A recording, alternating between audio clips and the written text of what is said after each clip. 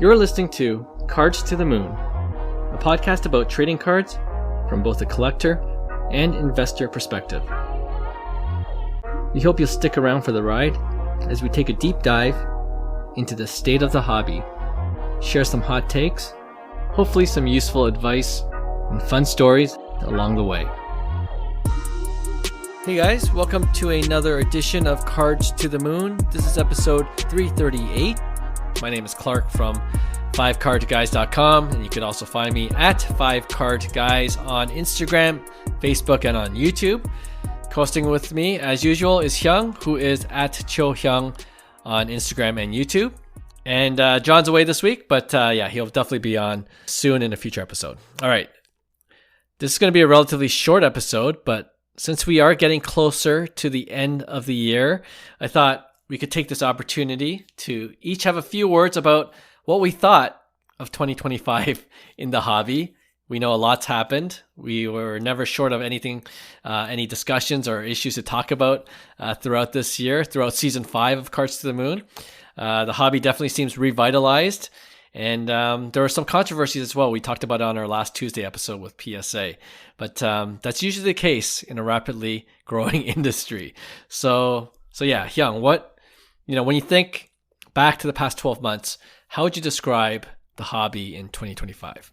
I think two ways you have to look at it is from the hobby perspective, and then for us specifically, it would be baseball because we're kind of baseball first fans. Yeah. I think it was a great year. To me, from a baseball standpoint, being, homers of Toronto and being able to witness what we were able to witness, and, doing that where Shohei, one of the biggest, superstars in the world, is doing that on that stage to be able to, I guess, go through. From the baseball perspective, it was the perfect marriage of, staying engaged in the sport, looking at the future of the sport itself, which ties hand in hand with collectibles and hobbies and our favorite fans that we like to collect.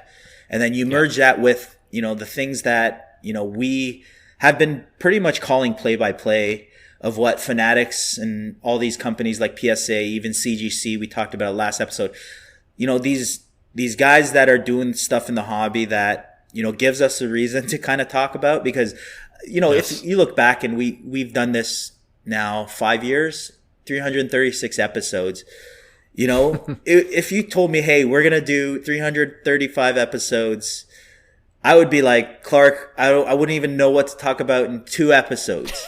Right. But here we are talking, about, relevant things that happen in our hobby, and being able to call play-by-play, I think, is a blessing in disguise for us, just because, like I said, everybody's busy, but it keeps me engaged, at least in the hobby. So when I see, and I'm in the baseball world anyway, so that definitely helps, is it really complements the hobby side a lot. But merging the two together, I think, it's been one of the greatest years in our hobby. We've seen the ups and downs, and we've been calling the ups and downs as well. And sometimes we're off and sometimes we're on. But for the most part, we've seen kind of like the peaks and then the absolute crashes of, will this hobby exist in 2022, 2023, to, looking at it from an economic standpoint, saying, man, there's no way our hobby survives, in this type of, economy, yet it outperforms majority of, high performers in the stock index. So for me, it's such a great experience, because normally I think I wouldn't have stayed within any particular industry, but here I am in 2025 talking about the hobby and how it's going to, what everybody fears, it's going to crash. There's there's insanity with all these like $1 million auctions. It's like, what are we doing here? How have we gotten here? But I enjoy it even more than I did even a few years ago. Could I have bought, deals a few years ago, and now I don't have those opportunities? For sure. I think every hobbyist, that's what they gripe about. It's like, oh, we can't even rip a hobby box. It's doubled the price. It's like, yes, of course. Right. But in saying that, I think there's so much good that has come from this hobby, not only from a personal side. I think collectively, I think there's a lot to kind of like look back and say, man, 2025 was such a great year for the hobby, for sports in general. Even you extrapolate from the basketball and football side, the up and coming stars that you're seeing, keeps the hobby excited. The superstars that are developing that we've all prospecting, they're now in year 5, year 6, when, we were prospecting Bobby Witt Jr. 5 years ago, and to see kind of like the development and stuff. Yeah. And then for me personally, being able to see guys like Denzel Clark and Liam Hicks and guys that, I was, part of their development as a baseball player, seeing them have their own cards in 2025. I sent you a message of, the 1-of-1 MLB debut patch of Liam Hicks is in Topps Chrome update. And, I told him, man, we come up with a bounty, we're going to buy this thing. And he's excited too, cause, I know he wants it. So for me, it's like being able to see these things, on a hobby side is pretty cool for me. So that's why I appreciate it more than, nitpicking at the problems that, I see from a hobby standpoint.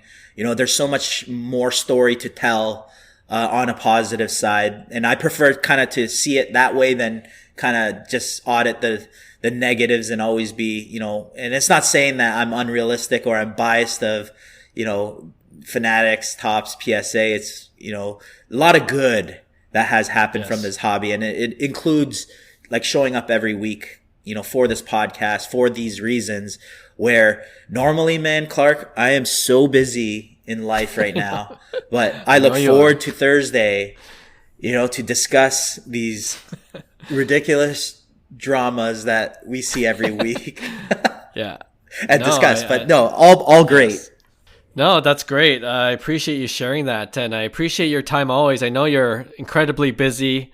And that's why, I'm really thankful also for Will and Roy, our friends Will and Roy, stepping up once a month. For sure. Just to help us out in terms of content. And it worked out timing wise too, because, back to the question of 2025, it was a year of TCG, right? Like the boom was crazy, and it was great to have those guys on to talk more in depth about TCG cards. And I've certainly learned a lot in the past year. This year I think I bought more Pokemon cards. That's crazy. I still bought my share of sports cards. I got a few boxes of Allen and Ginter coming, and we're going to rip Topps Chrome update. But yeah, overall though, I think I bought a lot more like wax, just ripping, just getting to the fun of ripping again. The ROI, still consistent. It's pretty crappy, but the fun itself is still there too. You know what I mean? Just the thrill of the chase, and to be able to kind of talk about the product and all these new releases. And kind of to your point, Fanatics has been just upping their game, and I love seeing the industry grow. And I think we said in the previous pod, like it's so nascent. The industry is so new still, and the possibilities it's cliche, but the possibilities are endless on how this hobby can grow. So I think we saw this revitalization in 2025, as I said earlier. Ever since things majorly corrected since COVID, we knew that was expected. And when we were doing those podcasts during those years, 2023, even part of 2024, like we were excited about the buying opportunities. You know what I mean? Right. Like I picked up my Luca rookie auto, and my Mike Trout, I upgraded to a refractor. I was able to do that because it crashed to a point where that was within my budget. Right. But during COVID, I'm like, I can't pay $30,000 for a Mike Trout refractor rookie auto. Like, I don't know if I could do that. I don't want to do that. And instead, I got it for $5,000, and now it's slowly trending up. So, whether it's good or bad in terms of the overall health of the hobby, we know it's here to stay, and there's opportunities everywhere. Even now, that's what we love talking about. It's harder to find some of these opportunities, but they're there, and I think that's part of the fun. Like, what can we do now to make it worthwhile for investor types or flippers? That's part of the challenge. Like Ohtani, it's like we're not looking at rookie autos anymore because we're just priced out, but like there are other plays we can make, and that's kind of part of the fun in discussing those plays. And every hobbyist I talk to, And if you're new into this, I'm telling you, the fun is the chase. It's not the profit. Because I guarantee you, once you make the profit, what do you think you're going to do? You're on eBay. You're on the marketplace. You're going to buy. You're looking for the next best chase. Yes. And when you find it, you're going to cherish that grail, or, buying whatever it is. And that's part of the hobby. I think people take granted for. They don't realize that's it. That's what we love about it, whether it's ripping and anticipating a chase, whether it's, buying a single because you thought you got a great deal, whether it's, chasing an Ohtani auto because Ohtani is doing unhuman things, year after year, whatever it is, it's part of the sport culture. And, the hobby is what you make of it. And to me, it's, spreading that perspective onto people so that they could get the best out of it, rather than, it leaving a bad experience because expectations are wildly out of, perspective. Right. And to me, that's why we voice what we voice, is because we're just enjoying this hobby and sharing kind of like what we're experiencing based on our perception. So for me, and going back to when you mentioned like Roy and Will,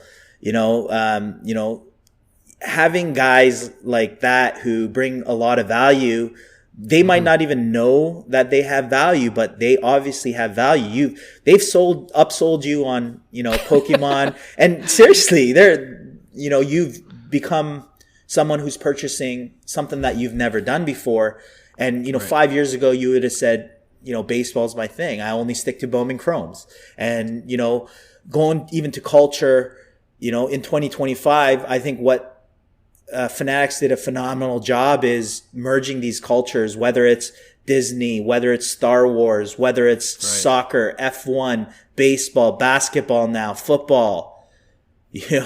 To me, the future of Topps Chrome is really, really bright. And that also gives me hope on, hey, I'm looking at Topps Chrome rookie autos, because I feel like that has one of the best values out there, because at one point in baseball, Topps Chrome rookie autos were always secondary to Bowman Chromes. So seeing stuff like that, trends, trends, and also culture. Like, I would have never wanted to rip Star Wars before, or Marvel, stuff like that, where there was no interest. But now I see that there is marketplace. I see that, even fans of that nature, they're looking and saying Topps Chrome is the brand. So I love where it's going. I love how, Will and Roy are showing up, on the podcast and sharing what they know, and, encouraging other people to do the same thing, because we always preach, this industry is growing every day, and there's more and more opportunity that we don't even know about. And you don't have to be good at anything. I'm pretty sure people are good at whatever they do for a living, in some sort, and you could transfer those skills into, this hobby. But as more and more people, take that perspective and stance and kind of like jump in with less fear, that's where the journey of this hobby can get really exciting. And, even 2026, I want to do more in the hobby, not necessarily as a collector, but, I see the opportunities from a business standpoint where it's like, hey, this is something that I'm looking forward to in 2026. And it's from the stuff I learned from 2025, 2024, and the years before, that I'm learning not only from the hobby perspective, but from the skill set I'm developing as a human being, that I'm able to now provide value within this community, right? So to me, it's all gravy. I thought it was a great 2025 year, and No, well said. And I agree with you. Like, even this podcast, it's a great foundation, because we're learning about the hobby as we're talking and discussing about it. And, even off air, like when we stop recording, we're still talking about it. It's like, what else can we do within the hobby that's, beyond the podcast even? And I know we're excited about 2026. That's some of the things we discussed. And, when they come up, we'll definitely talk about it on the pod. But like you were saying, the growth of the hobby it's growing in unpredictable ways that we never even imagined when we started this podcast 5 seasons ago. Like to your point, Topps Chrome Disney and all these other IPs getting involved, collaborating with the Topps Chrome brand. V-Friends, I got involved with V-Friends this year. And Will Roy and I, we have Topps Chrome Labubu cards coming next month. Right. So it's all these different things we're getting into, we're dabbling in. And the other thing you mentioned, the partnerships. Like we talked about it last year or even 2 years ago about sports and sports cards. Those two cultures merging is such an easy fit. And we're seeing more of it with professional athletes, Major League Baseball players getting into collecting a lot more now. And a bunch follow my account at 5 Card Guys, and I was just sharing with you guys, Carl Anthony Towns DM'd me because I remixed one of his IG videos. So nice. Kat's getting into the hobby. Yeah, shout out So all Kat. These professional athletes, shout out to Kat, professional athletes getting into it, and it's all good for the hobby. Just bringing more exposure to it, right? Hey, just something to note. Hey, if you go back to our archives of 2021, 2022, John, me and Clark always, we're like, hey, Carl Anthony Towns, man, goodbye. He's a goodbye. He's a goodbye. We always believed in Kat, but it's pretty cool that, he messaged you. Yeah. And Kat, you're open invite to come onto the pod. He needs to come on. Well, we'll try to make that happen. But yeah, no, I agree with you. 2025 has been so much fun. Me personally, I've gone to the National for the first time. Went to Fanatics Fest the second time.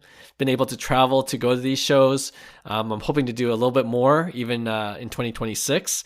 And I think just meeting, obviously we say this every year, but just meeting other hobby friends in person is always fun. And even connecting with them on our podcast is always a great time as well. And on that front, I'll segue to this before we end our episode. Just a quick few shout outs. I like to do this near the end of each year. We've had a lot of great guests on the podcast, and I usually update it on our website page, 5cardguys.com/podcast. And season 5, we started with my buddies David and Kosa, the original 5 Card Guys, and they kind of relived that story of them selling their Juan Soto Orange Refractor for $150,000. Crazy. That was a great episode. And we're joking now. We have the new 5 Card Guys, me, you, John, and Roy and Will. You guys have taken the baton, and the legacy continues for 5 Card Guys that way. Michael Dalt, he had a film about the card industry. He's a director, and even in culture, he's we're getting into the movies now, right? So that's also cool to see.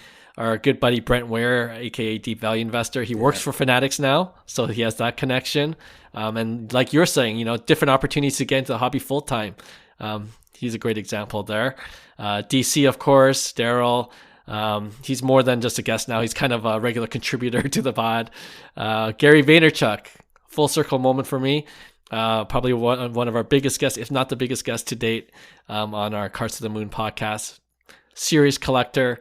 And his insight was invaluable, and he launched Topps Chrome V-Friends, so I'm really excited to see where that goes. So big shout out to Gary Vaynerchuk.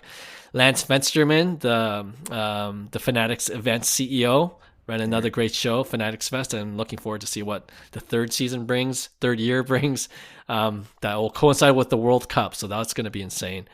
Liz McGuire, the one who got nailed in the head, and had a great story come out of it, and has her own Topps Now card. It was great connecting with her. I'm sure I'm looking forward to seeing her at Blue Jays games this coming season because she's a regular attendee.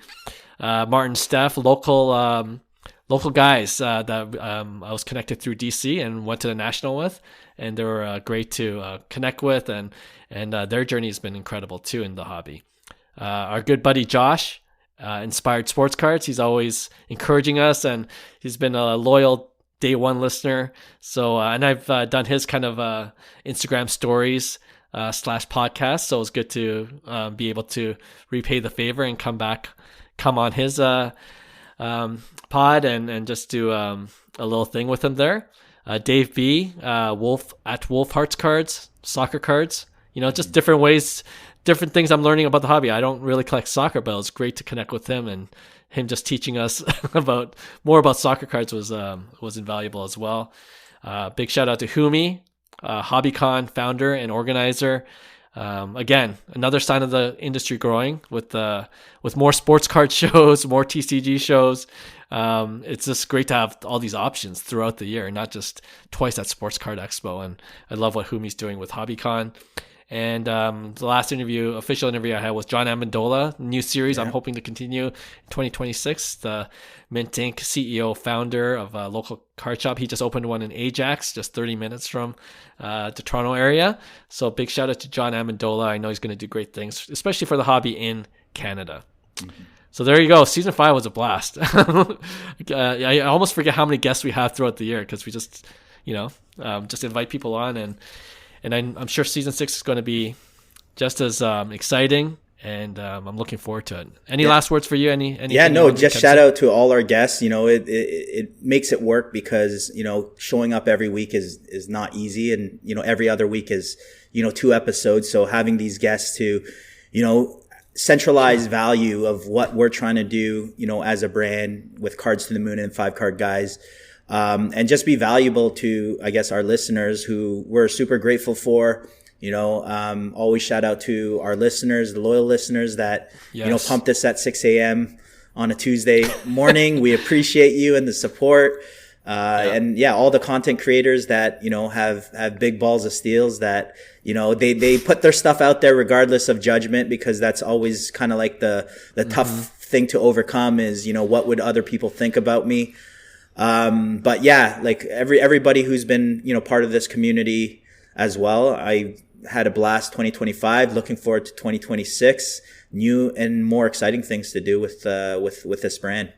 I think that's a great way to end the episode. I'm not sure when it's going to air exactly, but whenever it is, you're going to have a brand new episode on Tuesday and then a brand new episode every other Friday. And and it encourages us that, like Hyung was saying, we have so many loyal listeners that tune in every week and every other week on Fridays, and that's what keeps us going as well. So thank you guys, and we'll have a brand new episode for you on Friday. Talk to you then. Hey, thanks for listening to Cards to the Moon. We'd really appreciate you subscribing to our podcast wherever you listen to your podcasts. And you can also connect with each of us on Instagram at 5 Card Guys, or you can follow Hyung at Integrity Sports Cards, or John at Trade You at Recess. You can also check us out at 5cardguys.com. Thanks again, and hope to connect soon.